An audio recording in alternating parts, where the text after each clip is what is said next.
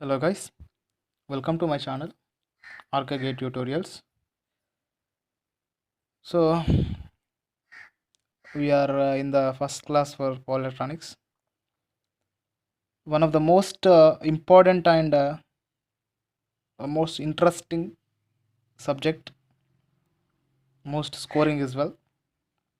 But a little exercise is to be needed because in if you go through the technical life, if you face any of the technical examination for the electricals, you are going to see many of the questions based on the power electronics. So that's why it is the most important and interesting subject as well. So today onwards I will post the power electronics classes also. So while learning about a new topic, we must have to think three important questions. So first one is why this subject. These questions we have to ask ourselves. Why power electronics we have to study? And second one is what we have to study, what content we have to study. And third one is how we have to study.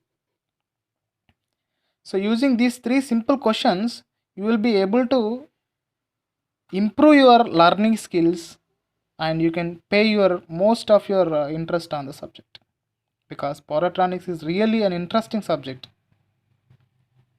You can easily score the marks, but analysis is most important. Of course, practice is of course. So let us discuss these questions one by one. First, why the power electronics? So let us take some examples. So you will be having some source. It may be AC or DC, I will tell you. And you will be having the load as well. Let us say at your premises, at your home, you will be having AC supply. You wanted to use a DC motor. You wanted to give this AC supply to DC motor. Can you directly connect? Can you directly connect? No, it cannot be connected directly. Okay, then let us say we'll be having DC. We'll be having DC nothing but we'll be having the DC source nothing but you'll be at some forest area and you'll be using a battery and a load as AC induction motor. Can you give directly to the can you give directly this DC source to the induction motor? Again the answer is no. And you still having AC supply at your house, at your premises, you wanted to give it to a single phase induction motor, nothing but fan. Can you give directly? You may give, but you are not giving it directly because you want the speed change. You wanted to get different speeds, so you are not giving it directly because you want some speed control.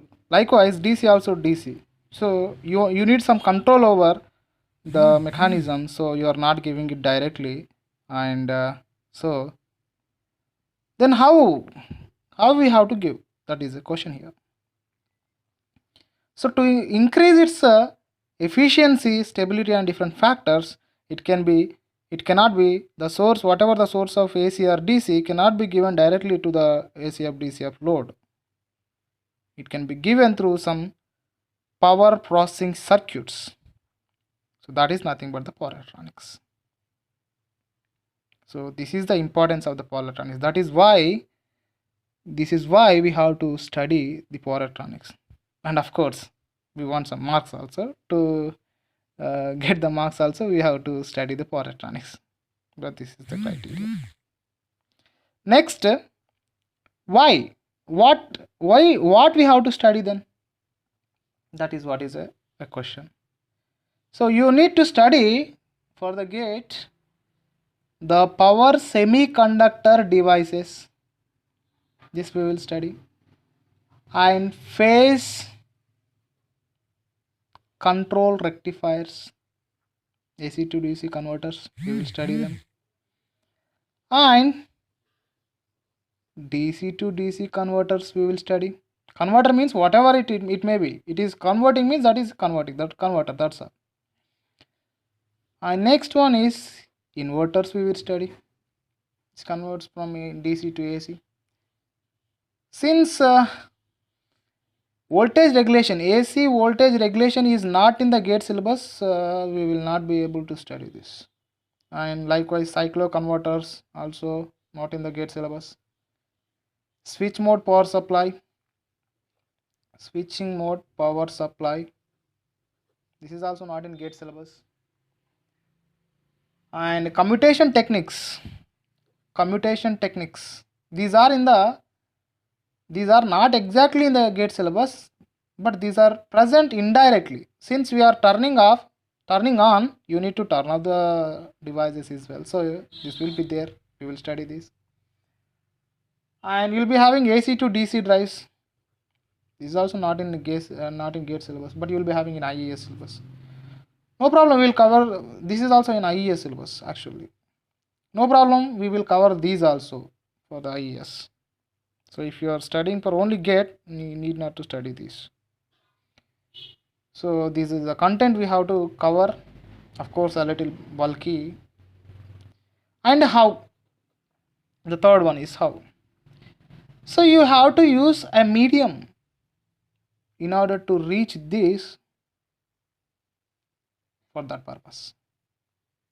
So we'll be having different mediums, like you'll be having tutorials, you'll be having coaching centers, academies, colleges, and your own, and of course through me as well if you want. So like this you can get this. So, and of course after learning what to do, okay, that is also you will be having applications, how to apply it, where to apply, how to apply, that is another case. In the next class we will see the applications of power electronics in the next class. So today I would like to define a term power electronics. I would like to give the definition.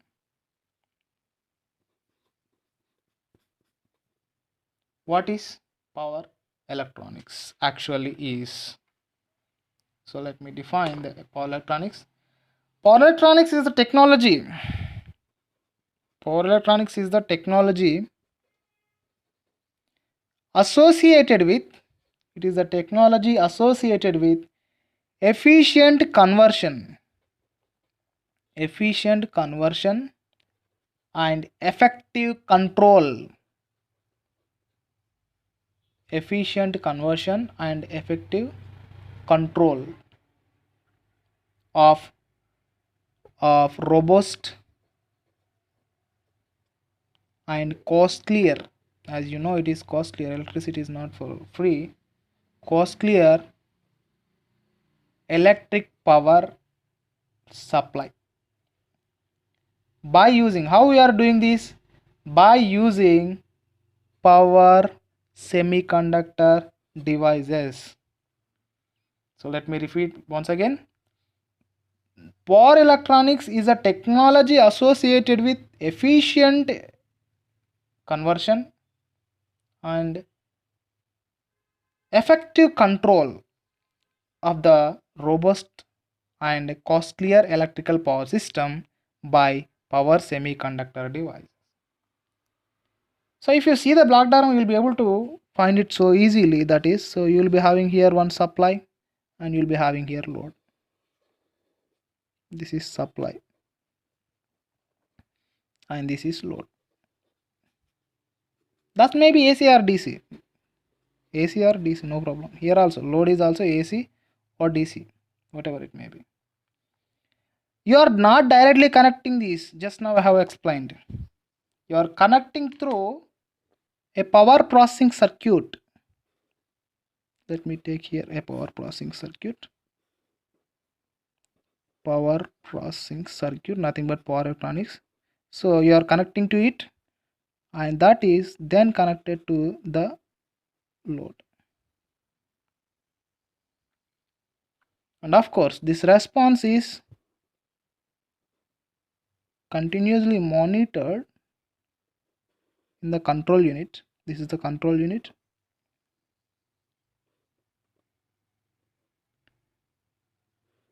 With some reference, and through which we will produce some command signal. That command signal is given to the power processing circuit. So here command signal will be there. So this is the reference. We will compare the response with the reference, and we will evaluate the what we have commands signal that will be fed to power processing circuit, nothing but the power electronics. This is what is the block diagram of power electronics. I hope you understood this. We are not directly connecting, we are making some changes, adjustments, so that our system's efficiency is increased. So I hope you understood. This is what is the power systems, and we will get in details in the next class. We will study about the applications. I hope you understood, and stay tuned to my channel, and if not subscribed, please subscribe. Thank you. Signing off.